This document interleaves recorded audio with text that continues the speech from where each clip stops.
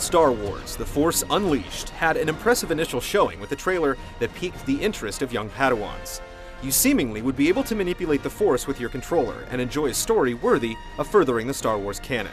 Has all the promise materialized into an amazing romp through the universe, or is it lost in space? You cannot disguise yourself from me.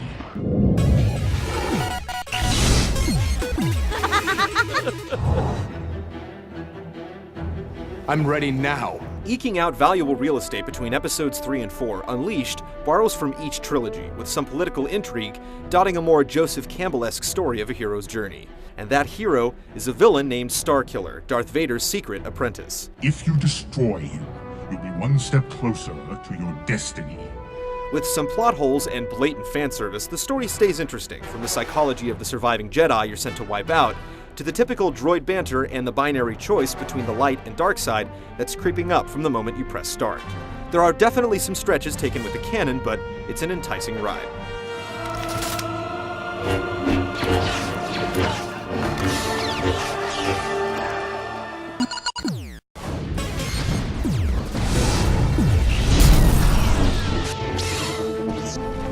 After a rousing tutorial of Wookiee genocide as Darth Vader, you jump into the Nashin Starkiller. What is your will, my master?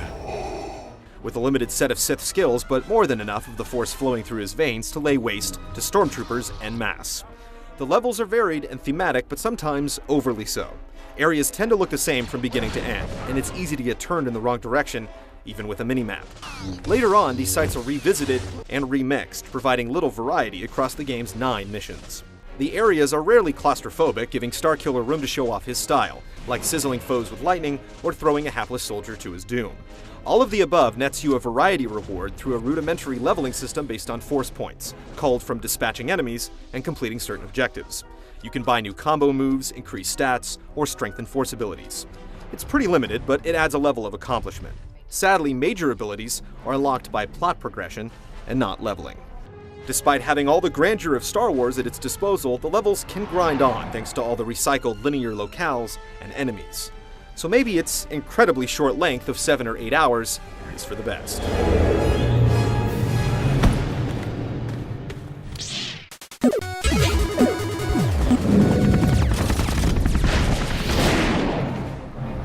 What is thy bidding, my master? With all the Force lightning, gripping, pushing, and lightsaber combos, you'd think that the battles would be things of legend, but the combat isn't really challenging, with all the big enemies being finished off by now blasé QuickTime events. The only real power that the masses of troops possess is annoying you with extended life bars that seem oblivious to half your lightsaber swings. What's worse is that later enemies can't be thrown around like ragdolls, the game's biggest charm. It's something we've seen in Psyops and Half-Life 2, and here it can feel wonky at times. The occasional swell of opponents creates choke points, and these encounters eventually simmer down to monotony. The enemies aren't as scared of Starkiller as they should be, instead, lining up for the slaughter. Leave no witnesses. The occasional bit of exploration may net a temporary power-up, lightsaber crystal, or some force points, but it's really a small aside. The boss battles offer some neat effects, but the spamming of force abilities will inevitably get you to another QuickTime event. Fighting eventually becomes a chore. There's a lot of freedom in how to tackle each fray, but there's really no need to utilize it, as the same boring combos always get the job done.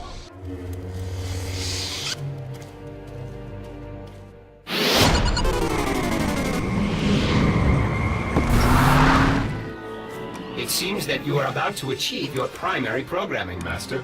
The ambitions of the young Sith sometimes stretch the capabilities of the Ronin engine, using Euphoria for realistic animation and effects, but the engine stutters when you initiate the forward split screens.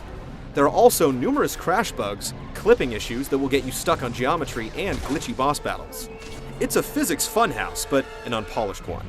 Sound is the stellar stuff that Lucas is known for, but for all that graphic prowess, some cutscenes hit new levels of the uncanny valley, coupled with texture issues. We also had issues with sound cutting out in cinemas, including the ending. All these problems were found in the final retail version of the game. I should have expected the Emperor would send an assassin. It's a coward's tactic. Your destiny is now your own. Sever all ties to your past. No one must know that you still serve me. The Secret Apprentice has a palatable action game, which, for a change, is strengthened by its license and story. It initially delivers on its promise, but it erodes over time due to the monotony and meager difficulty that discourages exploring the combat's complexity. Long ago, in a galaxy far, far away, things like telekinesis and laser swords were enough, but now games need to back up tech with substance. This is where Star Wars The Force Unleashed turns to the dark side. Now go, and remember that the dark side is always with you.